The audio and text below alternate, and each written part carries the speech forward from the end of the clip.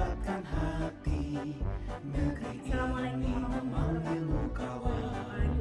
Belajar bergerak berbagi untuk negeri, guru penggerak majukan pendidikan, terkait dengan penggerak menghampa temanya itu evaluasi pembelajaran yang berpihak pada murid ya, tapi kaitannya dengan supervisi yang berbasis coaching.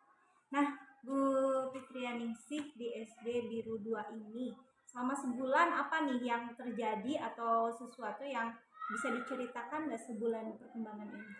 Sebulan perkembangan setelah saya mengikuti pembelajaran di CGP, di PGP, di pendidikan guru penggerak. Alhamdulillah saya mendapatkan banyak ilmu dari modul keberpihakan kepada murid. Pembelajaran keberpihakan kepada murid itu banyak sekali ilmu yang saya bisa terapkan terhadap pembelajaran saya di kelas, terutama mengenai sosio emosional anak dan tentunya berdiferensiasi gitu, mengakomodir kebutuhan siswa. Alhamdulillah ya. Ada kesulitannya nggak itu untuk selama sebulan ini gitu ya?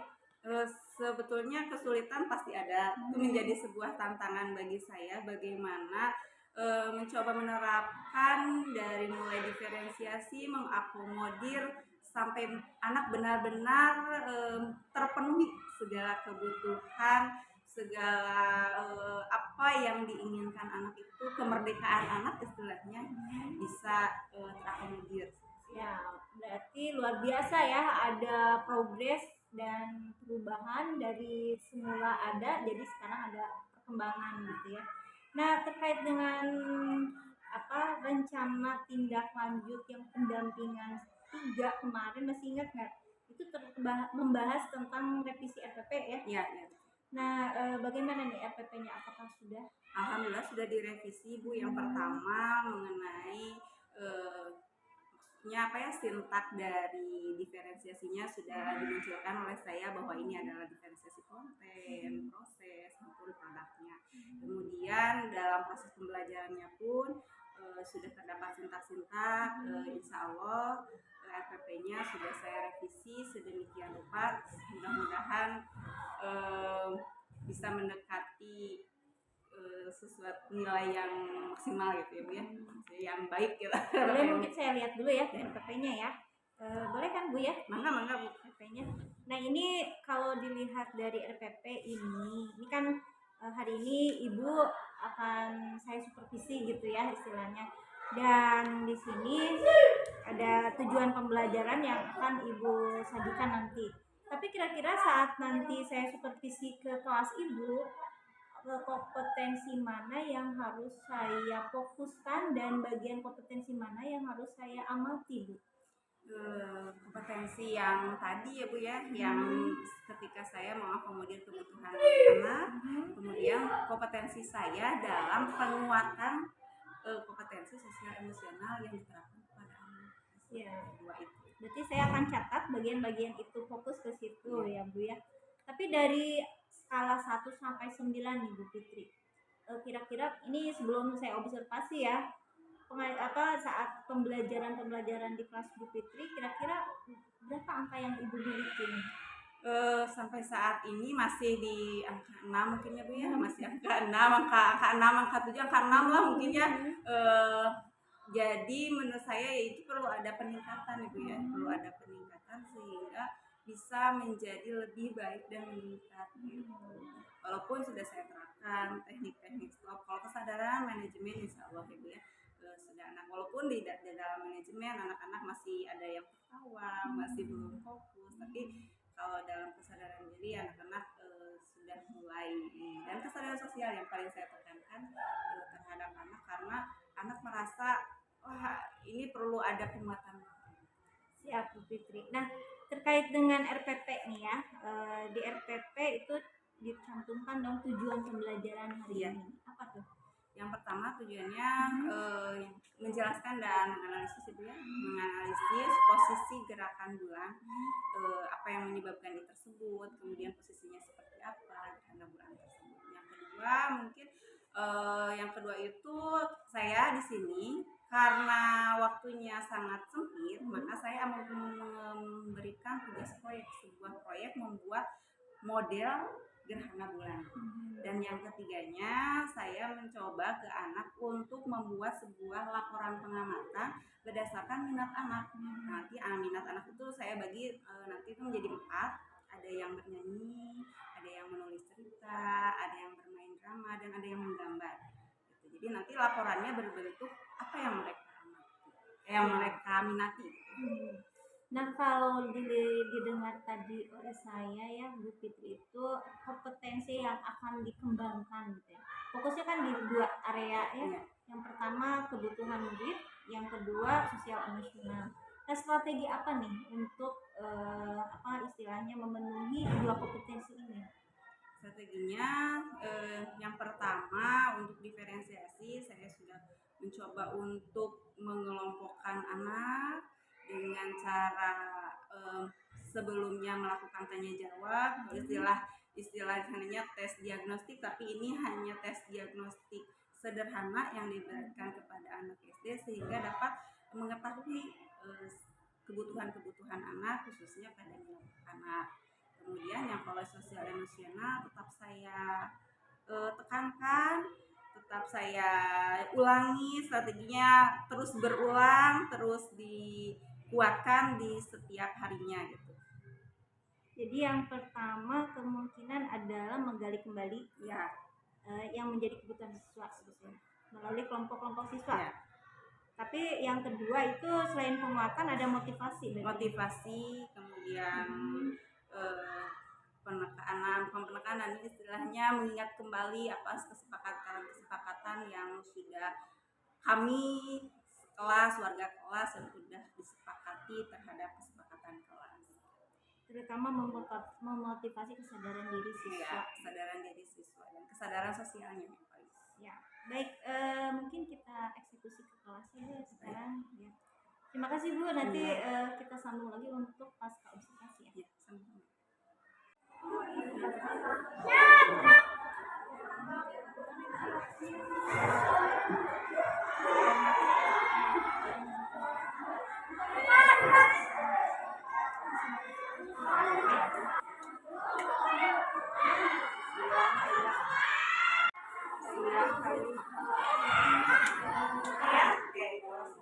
Sekarang sebelum kita mulai pembelajaran, kita berdoa ya. Dipimpin oleh Azmi.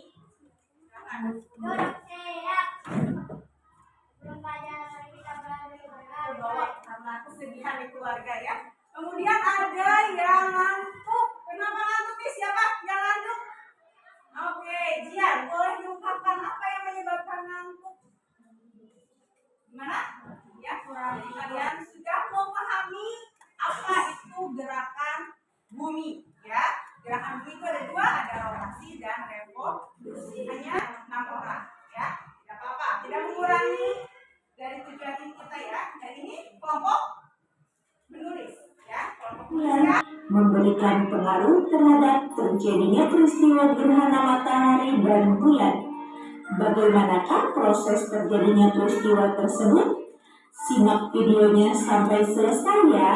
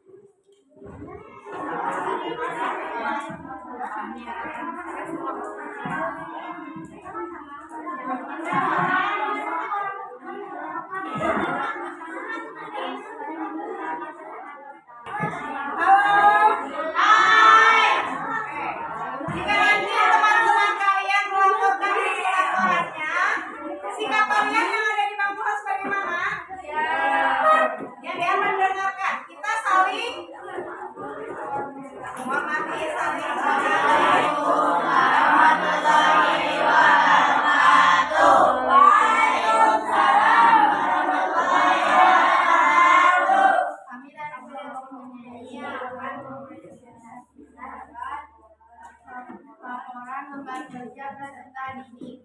1. Kami dari kelompok nyanyi akan menyanyikan lagu yang berjudul Gerhana Bulan.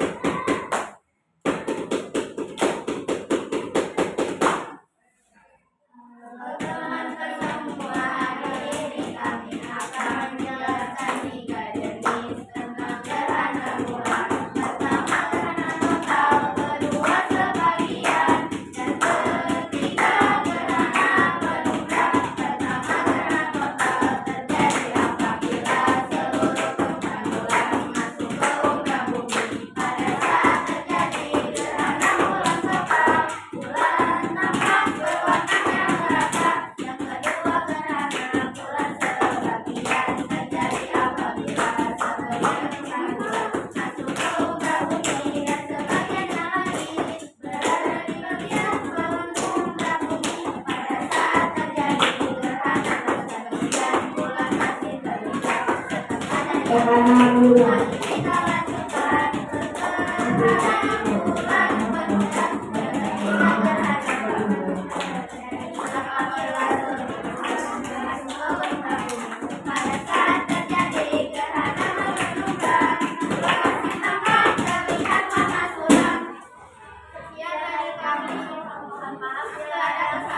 Wassalamualaikum warahmatullahi wabarakatuh.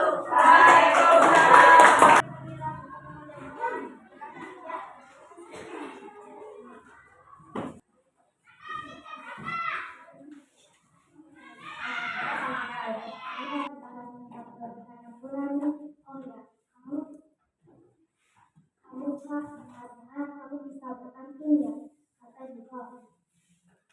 Oh, gerhana bulan. Aku punya pantun tentang gerhana bulan. Dengerin ya. Contohnya ya. Kulit di bulan Ramadan. Pulangnya berisi Ramadan. Ayo kita belajar tentang gerhana bulan supaya dapat berbagi ilmu iman ke depan. Lagi. Wah, keren banget. Satu lagi dong. Oke, dengerin ya. Suara singkat di gelap malam. Di tengah laut terlihat kapal. Suatu nanti ada fenomena alam gerhana bulan secara total.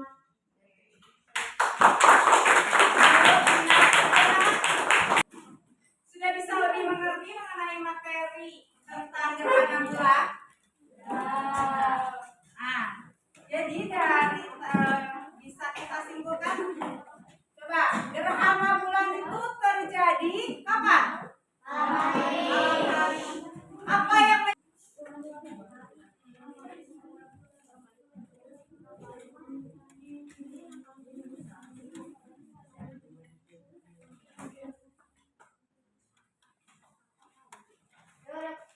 Duduk siap. Belum pulang, mari kita berada mulai.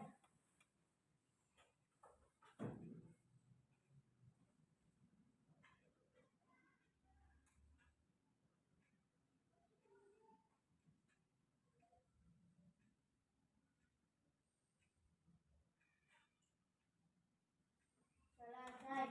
Beri salam.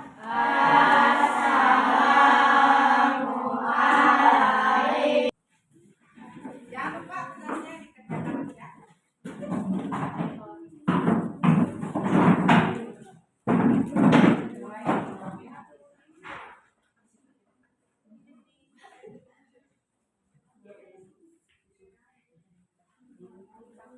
Alhamdulillah ya Bu Fitrianingsi, tadi saya sudah observasi ke kelas 6.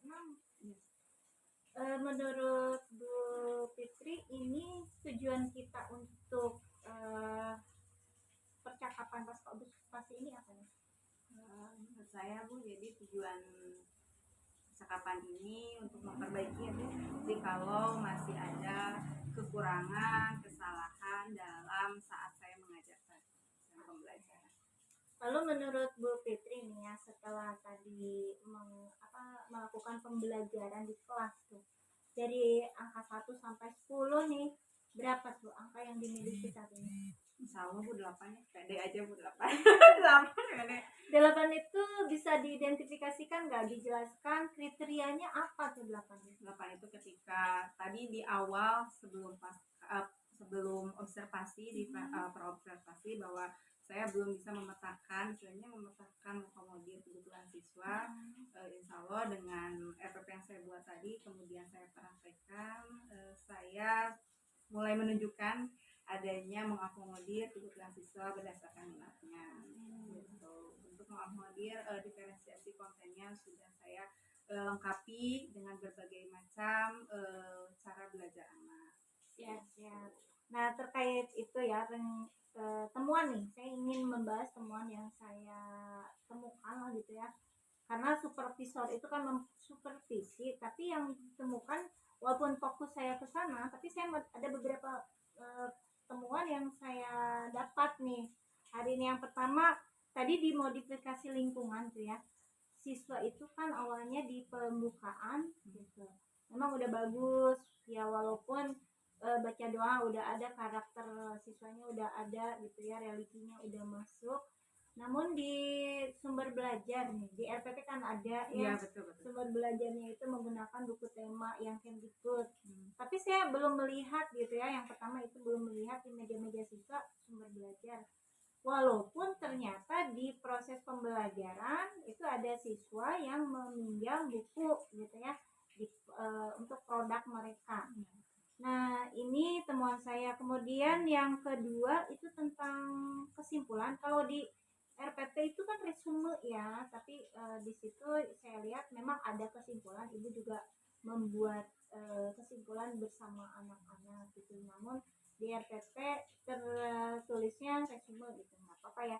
Tapi berdasarkan ini nih Bu Fitri, menurut Bu Fitri sendiri merasa nggak ada yang kurang di situ tadi? Ya betul sekali Bu ya.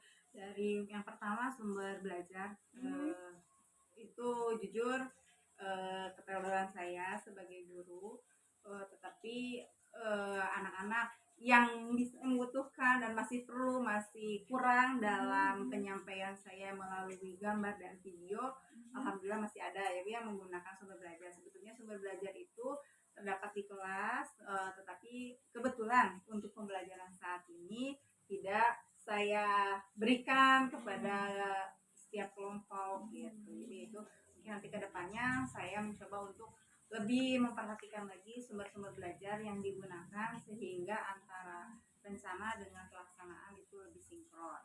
Nah Bu, ini tadi saya juga mencatat ya di form observasi ini ya. Ibu tadi kan menilai diri 8 nih ya. Tapi saya juga udah menghitung angka-angka yang sudah saya simpan. Berarti Ibu itu sudah sesuai dengan standar yang kita rujuk gitu ya, berdasarkan pembelajaran yang berpihak pada murid. Dan ini ternyata kalau saya hitung-hitung itu Ibu sudah mencapai lebih dari target gitu, melebihi standar.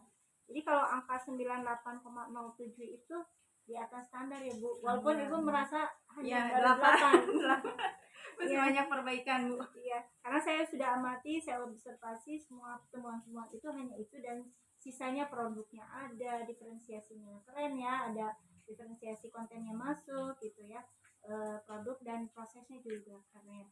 Namun yang tadi dari temuan saya ini nih, perencanaan dan pengembangan kompetensi tersebut, kira-kira apa nih rencana aksi yang akan Ibu kembangkan ke depan? Rencana aksinya untuk kedepannya saya akan tetap yang menggunakan pembelajaran berdiferensiasi, baik berdasarkan kesiapan belajarnya, minat siswanya, ataupun tentang gaya profil belajar siswa tersebut. Saya akan selalu mengakomodir, berusaha memfasilitasi anak, berusaha memerdekakan anak, berusaha pembelajaran yang berpihak kepada murid gitu. Ditambah dengan penguatan sosial emosional terhadap anak sehingga terjalin atau terciptanya sebuah budaya positif. Ya, jadi ada penguatan KSE-nya juga ya. Betul sekali. Nah, terkait dengan rencana nih, masih rencana pengembangan diri ya. kan di situ aktivitas pengembangannya tadi 2. Iya. Yang pertama pengembangan lingkungan di kelas ya, memenuhi kebutuhan belajar murid. Iya. Kemudian yang kedua memandu atau proses belajar mengajarnya efektif terutama KSE. Iya. Nah, tujuan yang hendak dicapainya dari aksi pengembangan itu apa? Yang pertama dari kebutuhan siswa tersebut, siswa lebih maksimal ya, lebih maksimal dalam proses pencapaian tujuan pembelajaran. Yang pertama jadi menjadi lebih maksimal. Yang kedua itu dalam KSS sehingga memunculkan sebuah karakter anak yang lebih baik, yang dapat menjadi sebuah pribadi atau seseorang yang berkepribadian profil pelajar Pancasila. Ya. Nah, jadi yang pertama tadi tujuannya itu lebih maksimal ya. Kemudian yang kedua karakter siswa lebih baik. Namun ukuran keberhasilannya itu bagaimana nih untuk 2 hal ini? Ketika dalam prakteknya anak-anak bisa mengungkapkan, itu menurut saya dari ukuran keberhasilan dapat mengungkapkan dengan percaya diri, anak dapat dengan kemudian bebas, leluasa dalam mengungkapkan pendapat. Menurut saya itu adalah ukuran keberhasilan bahwa tujuan pembelajaran yang saya rancang sudah tercapai.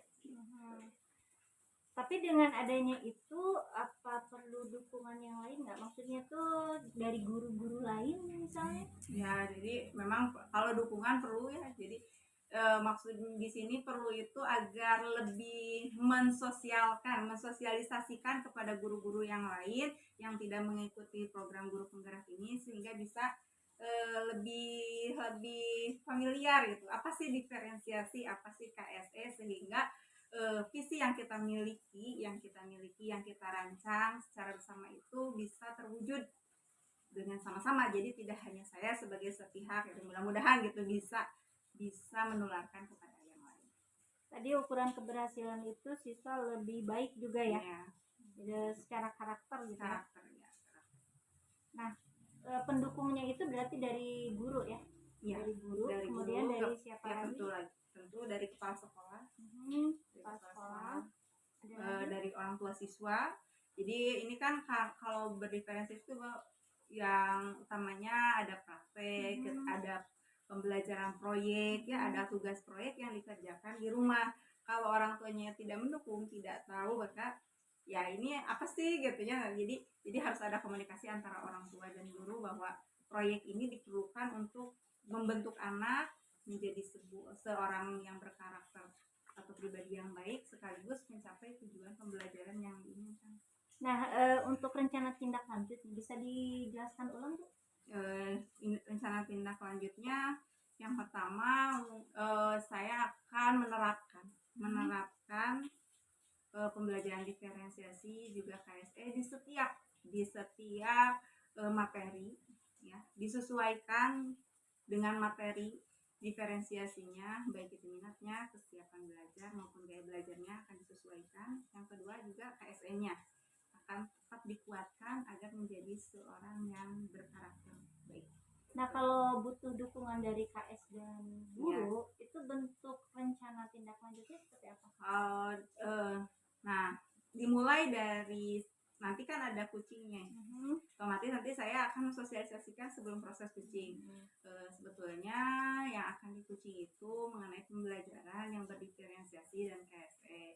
Mungkin saya tanya jawab apakah sudah mengenal tentang diferensiasi, sudah mengenal KSE itu apa. Nanti kalau misalkan belum mengenal, kita diferensiasi, jadi kita saling sharing lah, kita saling sharing dulu, baru melakukan kucing, melakukan sebuah observasi dan melihat hasilnya. Nah, untuk penerapan rencana tindak lanjut ini kan 2 nih. Satu, menerapkan pembelajaran berdiferensiasi dan KSE. Yang kedua, sosialisasi proses coaching. Nah, kapan ini kira-kira waktunya? Insya Allah minggu depan Bu. Saya sudah berbicara dengan guru yang akan diobservasi. Insya Allah beliau siap minggu depan untuk proses kucing pra-observasi. Nah, minggu depan tepatnya hari dan tanggal? Seharusnya kemarin Bu, hari Jumat, cuman beliau kurang siap. Jadi insya Allah hari Senin sudah mulai masuk ke pra-observasi. Senin April ya? Iya, Senin tanggal 3. Oke. Nah, terkait dengan pendampingan sekarang ya. Ini menurut Ibu apa hal yang baik dan apa hal yang harus kita tingkatkan terkait pendampingan? Alhamdulillah ini sudah baik ya Bu ya. Menurut saya mungkin saya yang minta maaf karena terlalu lama mungkin ya Bu ya dari jadwal yang sudah ditentukan sehingga Ibu masih bisa mendengarkan. Iya. Nah, kira-kira yang harus ditingkatkan untuk pendampingan ini apa nih? Sepertinya apa ya Bu ya, waktu penginginnya yang lebih mungkin dipasienkan gitu ya. Tapi saya tuh terlalu gimana ya, jadi Harus ditambah gitu. ya ditambah jadi biar ya alhamdulillah gitu ya Ibu bisa menerima segala kekurangan saya, masukannya, umpan baliknya alhamdulillah dapat bermanfaat bagi diri saya gitu. Berarti rencana tindak lanjut kita nih untuk pendampingan ke depannya satu waktu. Waktu-waktuan Yang kedua apa tuh? Eh, Apa intent ya, mungkin harus kalaupun sudah selesai mungkin kita harus ya dokumennya ini ada follow up gitu ya. ya ada umpan balik lah ya, seperti kemarin. Jadi dari umpan balik dari Ibu bagaimana saya gitu agar bisa ya kembali introspeksi walaupun dalam proses coaching gitu ya, jadi bisa istilahnya mengintrospeksi apa sih yang kurang gitu, apa yang perlu diperbaiki. Nah, terkait dengan ini nih pendampingan berikutnya. Itu kan di pendampingan 5 ada proses coaching ya. Nah, banyak hal yang harus Ibu persiapkan. Jadi ya, yang kemarin itu ini lampiran 4 ada di pra observasi ya. Ini kan lampiran 4. Kemudian yang lampiran 6 pasca Iya, dan lampiran 7 rencana pengembangan diri. yang Nah, harus ada. ini yang harus dipersiapkan. Ini semuanya ada di modul 2.3. Nah, bisa Ibu apa istilahnya print dari situ ya, dari lampiran 4, lampiran 6 dan lampiran 7. Nah, kemudian tadi yang mau disiapkan itu proses coachingnya adalah Pak siapa namanya? Pak Wildan. Itu guru Guru guru kelas 3. Guru kelas 3. Nah, kemudian dia tinggal disiapkan aja semuanya. Terus nanti kalau saat Ibu pra observasi atau observasinya mungkin bisa lewat rekaman dan dilihatkan ke saya gitu. Kalaupun saya harus dampingi, saya siap aja gitu ya.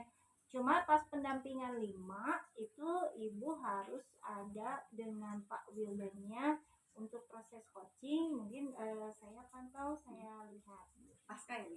iya pas pasca mungkin pelaksanaannya kurang lebih seperti itu. Itu aja mungkin ini pendampingan 4 selesai dan saya Terima harap kasih Bu. dengan nilai ini nih Alhamdulillah ya, terima kasih dengan Bu. bekal nilai ini karena memang tema kita kan evaluasi pembelajaran yang berpihak pada murid dan tema tersebut fokusnya sebenarnya adalah supervisi yang berbasis coaching. Intinya saya sudah observasi dan pasca observasi selesai. Mudah-mudahan setelah ini, kemarin kan udah pretest ya Bu ya, untuk modul 3 lebih baik lagi. Itu aja, terima kasih ya, sampai Sama-sama, ketemu Ibu, terima nanti kasih di atas waktunya. lokal mungkin ya Iya, ketemu. insyaallah. Assalamualaikum warahmatullahi wabarakatuh.